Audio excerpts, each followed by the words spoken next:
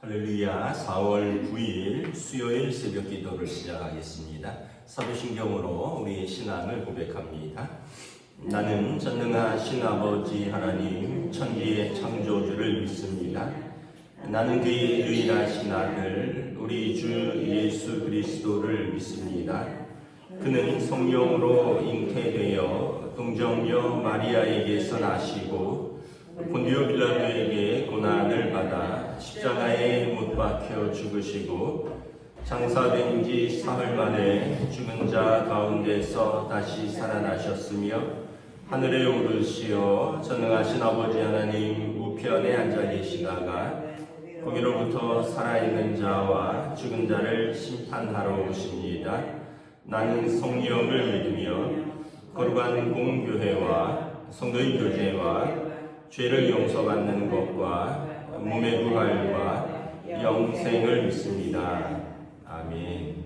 찬송가 197장 찬양하시겠습니다. 찬송가 197장입니다.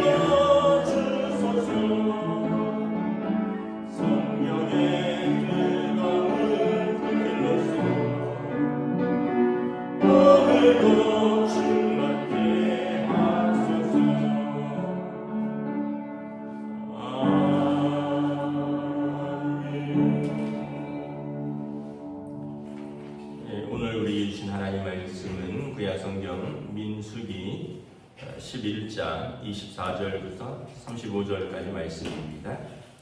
구약성경 민수기 11장 24절에서 35절까지 말씀입니다. 다 찾으신 줄 알고 저희들이 한 절씩 교도하도록 하겠습니다. 민수기 11장 24절에서 마지막 절입니다. 모세가 나가서 여호와의 말씀을 백성에게 알리고 백성의 장로 70인을 모아 장막에 둘러 세우매 여호와께서 구름 가운데 강림하사 모세에게 말씀하시고 그에게 임한 영을 70장로에게도 임하게 하시니 영이 임하신 때에 그들이 예언을 하다가 다시는 하지 아니하였더라. 그 기명된 자 중 엘닷이라는 자와 메닷이라고 하는 자 두 사람이 진영에 머물고 장막에 나아가지 아니하였으나 그들에게도 영이 임하였으므로 진영에서 예언한지라. 한 소년이 달려와서 모세에게 전하여 이르되 엘닷과 메닷이 진중에서 예언하나이다 하매 택한 자 중 한 사람 곧 모세를 섬기는 눈의 아들 여호수아가 말하여 이르되 내 주 모세여 그들을 말리소서. 모세가 그에게 이르되 내가 나를 두고 그치게 하느냐. 여호와께서 그의 영을 그의 모든 백성에게 주사 다 선지자가 되게 하시기를 원하노라. 모세와 이스라엘 장로들이 진중으로 돌아왔더라. 바람이 여호와에게서 나와 바다에서부터 메추라기를 몰아 진영 몇 이쪽 저쪽 곧 진영 사방으로 각기 한 길 되는 지면 위 2규빗쯤에 내리게 한지라. 백성이 일어나 그날 종일 종야와 그 이튿날 종일토록 메추라기를 모으니 적게 모은 자도 10호멜이라. 그들이 자기들을 위하여 진영 사면에 펴두었더라. 고기가 아직 이 사이에 있어 씹히기 전에 여호와께서 백성에게 대하여 진노하사 심히 큰 재앙으로 치셨으므로 그곳 이름을 기브론 핫다와라 불렀으니 욕심을 낸 백성을 거기 장사함이었더라. 백성이 기브론 핫다와에서 행진하여 하세롯에 이르러 거기 거하니라. 아멘. 할렐루야. 네, 오늘 또 새날을 주셨습니다. 하나님께서 은혜와 평강으로 함께해 주시길 축복합니다. 이스라엘 백성이 지금 광야 생활이 고달프다고, 그 중에 이제 대표적으로 우리가 먹을 게 부실하다, 고기가 없다, 그래서 막 불평을 하고 뭐 이것 때문에 장막에서 울고 난리를 치니까 모세도 마음이 안 좋았죠. 그래서 하나님 앞에 모세도 원망하면서 기도했습니다. 내가 저 백성을 낳았으니까 왜 내가 저 사람들을 내가 낳은 아이들처럼 붙들고 이렇게 짐을 져야 됩니까? 하니까 하나님께서 일단은 두 가지를 다 해결해 주셨습니다. 먼저는 모세의 짐이 너무 크니까 백성의 각 지파의 장로들을 어른 되는 장로들을 70을 세워서 내가 그들과 함께 모세가 진 짐을 좀 분산해서 같이 지게 하겠다라고 말씀을 하셨고, 백성은 그렇게 고기가 먹고 싶다고 우니까 그러면 한 달 동안은 원 없이 고기를 먹게 해주겠다. 이거를 이제 메추라기를 통해서 이제 두 가지를 다 해결해 주는 거죠. 그런데 이제 오늘 이제 그 백성의 장로들을 70명을 세워서 어제 본문이죠. 16절에 백성의 장로와 지도자가 될 만한 70명을 모아 내게 데리고 회막 앞으로 나와서 너와 함께 서라. 그러면 내가 그들에게도 임하여 너에게 임한 영을 그들에게도 임하여 그들도 성령 충만해서 모세와 함께 진지게 하리라. 책임을 감당하리라. 그래서 오늘 24절에 보면 이제 백성 70명을 불렀는데, 그 이제 지도자 될 사람들을 불렀는데, 25절에 보면 하나님의 영이 구름 가운데 강림하사 이 70 장로들에게 임함에 그들이 일시적으로 예언을 했다.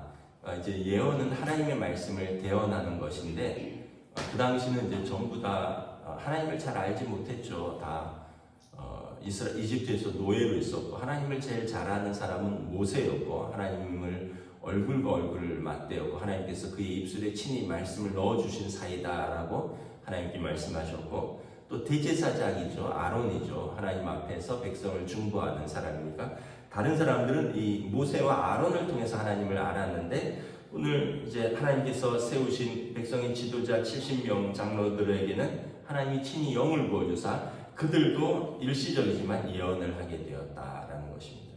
이제 그것이 하나님의 영이 그들에게 임한 표시로서 백성에게 지도자로 세워주신 그런 사인이죠. 그런데 이제 그 중에 26절에 보면 엘닷이라고 하는 사람과 메닷이라는 사람이 있었는데 이 두 사람은 진영에 머물고 장막으로 나아가지 아니하였다라고 말합니다. 그러니까 이 70명 중에 2명이 무슨 사정이 있었든지 뭐 좀 게을렀든지 아니면은 뭐 거기까지 내가 모세 말 듣고 나가야 돼 뭐 이렇게 생각을 했는지는 모르겠지만 어떤 사정인지는 모르지만 이 두 사람은 자기 진영에 그냥 머물러 있고 모세가 말한 대로 백성의 대표로서 회막으로 나오지 않았다는 거예요. 그런데 놀랍게도 그들에게도 하나님의 영이 임했고 그들도 예언을 했다는 거죠. 그랬더니 이제 진영 가운데 있는 한 소년이 모세에게 와서 보고합니다.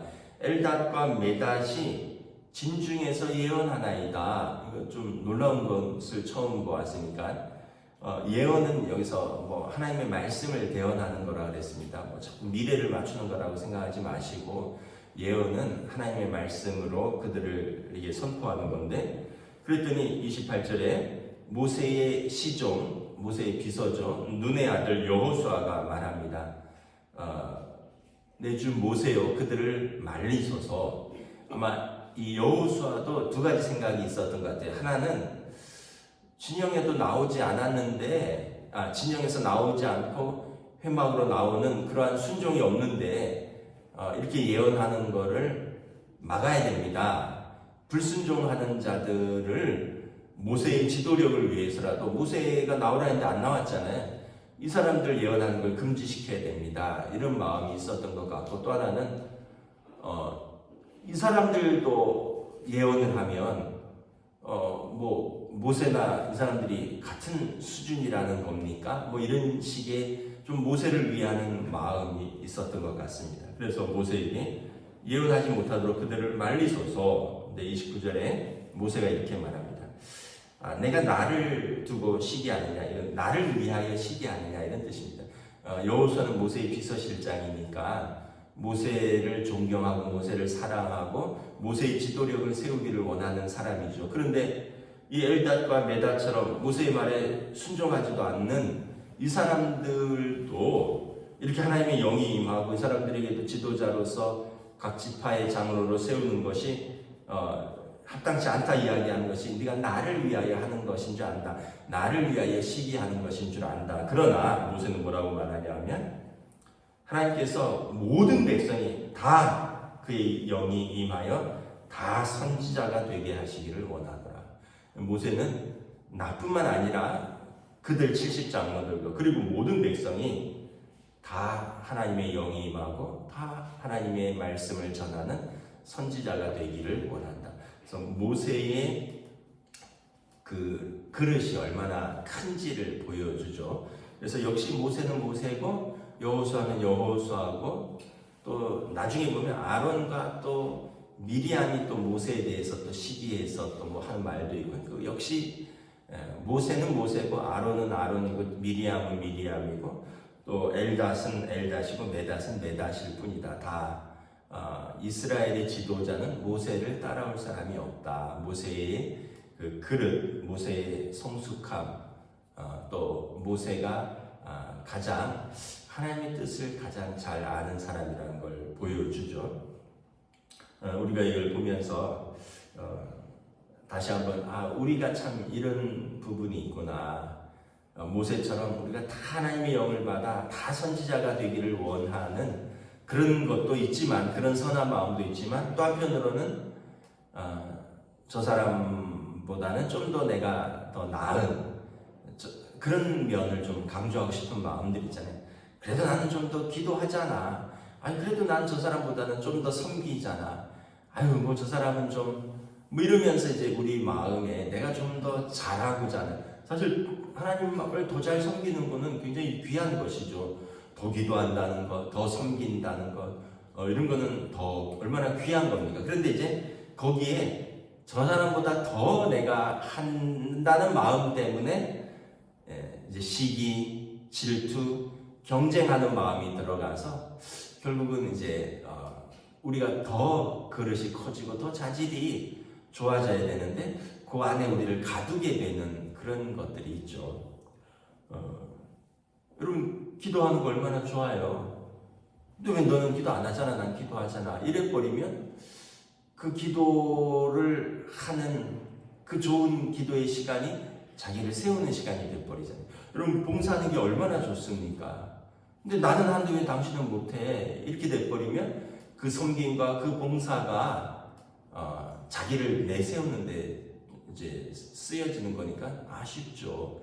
하나님의 말씀을 전하는 거, 예언이 임하는 거 얼마나 좋은 거예요. 그런데 그 사람들은 회막에 나오지도 않았는데 그 사람들에게까지 하나님의 말씀이 임하는 건 좀 심하다. 이것은 하나님의 말씀이 임하여 각 지파의 지도자로 세워져서 그 귀한 일을 하는 건데 그래도 이게 이제 좀 시기와 또 어떤 질투, 경쟁이 들어가니까 하나님의 좋은 말씀을 전하는데 또 방해가 된다라는 거죠.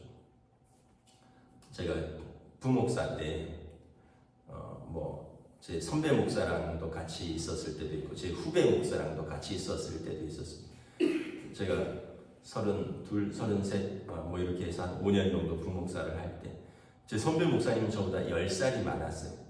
그리고 제 후배 목사는 저의 대학 3년 후배예요. 심지어 제 외국어 대학교 3년 후배, 신대원도 후배, 직속 후배죠. 10년 선배는 이제 나이도 많고 10년이면 굉장히 차이가 크잖아요. 근데 우리가 그때 이제 오후 예배에서 담임 목사님이 주일날 돌아가면서 오후 예배 설교를 하라고 했어요. 부교육자들이.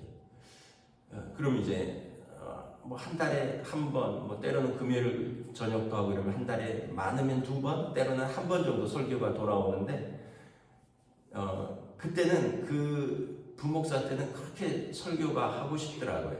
요즘은 좀 누가 좀 같이 설교 좀 나눠서 했으면 좋겠다 이런 마음이 간절한데 그때는 설교 좀 안 시켜주나 이런 마음이 되게 간절했던 것 같아요. 30대 초반이니까 얼마나 그렇게 했어요. 그리고 설교를 하면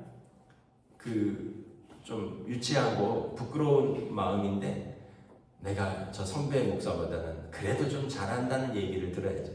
그래도 내 후배보다는 내가 잘해야 되지 않겠느냐 이런 마음을 가지고 설교했고 또 그 사람 이렇게 동역자들이 설교할 때는 그 내용의 은혜를 받기보다는 좀 틀린 거 없나 신학적으로 좀 틀린 거 없나 좀 잘못 해석하는 거 없나 이런 마음을 좀 갖고 있었던 것 같아요. 지금 생각하면 굉장히 부끄러운데 그 사람이 참 그렇더라고요. 그 2명, 3명 있는 데서도 심지어는 10년 선배면 굉장한 선배잖아요. 그렇게 굳이 경쟁할 필요 없거든요.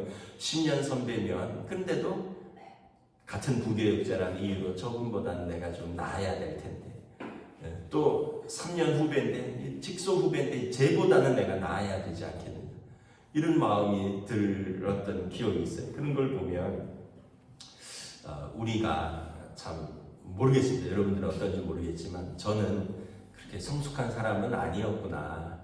그 2-3명이 같이 있으면서 조금 더 나아 보려고 애쓰고 조금 더 나은 사람이라고 인정받는 걸 그렇게 좋아했던 근데 이제 담임 목사가 되고 보니까 좀 설교를 이렇게 나눠주면 저희도 이제 코로나 전에 오후 예배도 있고 막 그랬었잖아요. 그때 우리 교육 전도사님들도 설교했고 또 우리 부목사님들도 교육부 목사님들도 설교하고 요즘은 우리 박형은 목사님, 김예리 전사님, 그 전에 민경찬 목사님, 그 전에 예전에 김경돈 전도사나 이런 전도사들도 심기현 목사나 서명근 목사나 이런 이렇게 부교육자들도 이렇게 설교를 하면 그건 제 담임 목사로서의 생각이 부교육자들이 설교를 했을 때 좀 잘했으면 좋겠다 이런 마음이 들더라고요. 그러니까 이게 담임 목사의 마음과 부목사의 마음이 다른 거예요. 부목사 때는 저 사람보다 내가 잘했으면 좋겠다, 내가 잘했으면 좋겠다라는 마음이 있는데, 제가 담임 목사가 되니까 부교육자들이 그 맡은 시간을 설교를 잘했으면 좋겠다, 성도들에게 설교를 좀 은혜롭게 잘했으면 좋겠다, 이런 마음이 들더라고요. 그러니까 부목사 때의 마음과 담임 목사 때의 마음이 다르더라고요. 그 부목사 때는 나보다 못했으면 좋겠다라는 마음이 있다면, 담임 목사 때는 저 사람들이 간만에 설교하는데 잘했으면 좋겠다. 그러니까 이게 모세의 마음이 아마 그런 마음이고 여호수아의 마음이 좀 그런 마음이지 않았을까. 여호수아는 아니 저 사람들도 예언을 한단 말이야, 모세도 있는데, 이런 마음이었다면 모세는 아니다, 당신들 모두가 하나님의 영을 받아서 다 나처럼 예언하고 다 선지자 되기를 원한다. 그래서 우리가 다 하나님의 나라 백성 공동체를 다 같이 잘 섬기기를 원한다. 그래서 모세의 마음과 여호수아의 마음이 이렇게 다른 것을 볼 수 있죠. 그래서 저와 여러분들이 이렇게 좀 마음이 이렇게 바뀌어가면 점점 더 성숙한 마음이, 아마 다들 그러실 거예요. 좀 더 혈기 있고 젊었을 때는 내가 좀 더 잘하기를 원하는데, 나중에 되면 저 사람도 뭐 이제 나만큼 뭐 이런 표현이 아니라 저 사람도 좀 더 잘해서 이제 같이 이렇게 공동체를 더 잘 섬겼으면 좋겠다, 이런 마음이 드실 때 우리가 계속 성장하고 있다는 걸 느끼게 될 겁니다. 모세에게 하나님께서 모세의 기도를 들어주셨다면 백성의 기도도 들어주시죠. 31절에 보면 바람이 나와서 바다에서부터 메추라기를 몰아 진영곁 이쪽 저쪽 사방으로 떨어뜨립니다. 그 팔레스틴은 이제 지중해를 끼고 있어요. 왼쪽이 바다인데 바다에서부터 이제 바람이 막 불어서 오는데 보면 메추라기를 몰아왔다. 그 메추라기가 참새과잖아요. 메추리알 아시잖아요. 그러니까 그 새들이 막 떨어졌던 것 같아요. 이쪽 저쪽 진영 사방으로 떨어지면서 지면이 2규빗쯤에 내리게 됩니다. 그러니까 한 규빗이 팔꿈치 하나거든요. 그러니까 한 45cm, 50cm. 2규빗이면 이게 쌓여서 한 1m 가까이 쌓였다는 게, 그냥 생선 이만큼, 생선이 아니라 그 메추라기가 이만큼 쌓였다는 거죠. 그 참새구이 혹시 드셔보셨는지 모르겠지만 조그맣지만 얼마나 또 맛있어요. 고기를 지금 이스라엘 백성이 광야 생활하면서 1년 가까이 못 먹었다가 그렇게 그거 먹고 싶다고 울다가 이제 막 메추라기가 떨어지니까 이거를 32절에 보면 백성이 종이를 모았고요. 그 이튿날도 종이를 모았는데 적게 모은 자도 10호멜이라, 10호멜은 한 200m 됩니다. 한 호멜이 20m, 10호멜은 200m. 그러니까 이틀 동안 한 사람이 자기 먹으려고 고기를 10호멜 엄청나게 쌓은 거죠. 200m가. 모르겠어요. 200m면 얼마나 되는지. 물 우리가 아시죠? 1리터. 한 호멜이 200m니까 10호멜이면 2000m. 그러니까 물 한 2리터가 10개짜리. 그러니까 이만큼 모아둔 거예요. 한 사람당 고기 먹으려고. 근데 하나님이 뭐라 그러셨냐면 한 달 동안 매일 고기를 내려주겠다고 했거든요. 하나님의 원칙은 매일 주는 거예요. 만나도 쌓아두면 썩는다 이렇게 했잖아요. 근데도 사람들이 내일 혹시 안 내릴까봐 그거 바닥바닥 모아놨다가 썩고, 그래서 하나님께서 안타까워하셨잖아요. 매일 준다니까 왜 신선한 만나를 안 먹고 쌓아놨다가 이 오래된 만나를 먹으려고 하나요? 근데 사람들은 혹시 안 내릴까봐 쌓아두는 거죠. 그리고 메추라기도 혹시 안 내릴까봐, 야 이게 얼마 만에 고기냐고는 자기를 위해서 잔뜩 쌓았고 진영 사면에다가 그것을 자기들을 위해서 펴두었다. 그래서 오늘 하나님이 진노하셨어요. 왜 이 백성이 이렇게 탐욕스럽냐?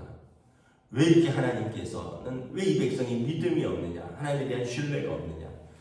만나도 그렇고 메추라기도 그렇고 그거 달라고 울고 할 때는 언제고, 그거 내려주면 또 그거 자기를 위해서 이렇게 쌓아두고 결국은 하나님께서 그들 가운데 진노하사 고기가 입에 씹히기도 전에 큰 재앙으로 치셨다. 그래서 그곳 이름을 기브론 핫다와 탐욕의 무덤이라고 불렀다. 자기들이 그렇게 쌓아놨던 그곳에서 하나님께서 특별히 이 탐욕으로 대표되는 자들을 쳐서 심판하셨다라는 것입니다.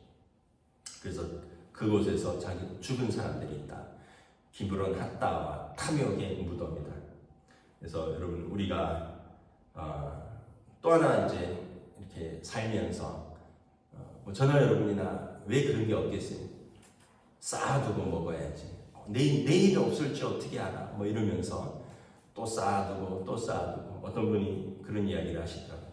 아니 뭐 그렇게 벌기만 하고 쓰질 않아 이랬더니 언제 죽을 줄 알고 그거 쓰냐고 그러면서 계속 모으기만 한대. 근데 어느 날 그 어리석은 그 농부의 죽음처럼 어느 날 그 창고에 가득 모아두고 내 영혼아 걱정하지 말아라. 올해도 내년도 먹고 풍성하리라. 오늘 밤 내 영혼을 데려간다면 내가 쌓아둔 것은 누구의 것이 되겠느냐 이런 말씀이잖아요. 탐욕에 대해서 탐심은 모든 죄의 근원이라고 했습니다.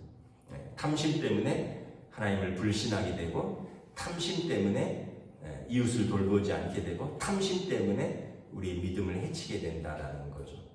그래서 탐심이 의미가 없다. 어제도 제가 말씀드린 대로 우리는 그냥 과거에 감사하고 현재를 누리고 내일을 소망하는 것이 믿음의 삶이다. 과거에 때문에 후회하고 현재는 원망하고 미래는 염려하고 근심하는 삶. 그러다 보니까 우리가 계속 쌓아두고 탐심을 가지고 쌓아두고 또 쌓아두고 감사하지 못하고 원망하고 불평하고 염려하고 근심하는 삶. 이것은 하나님의 뜻을 이루지 못한다.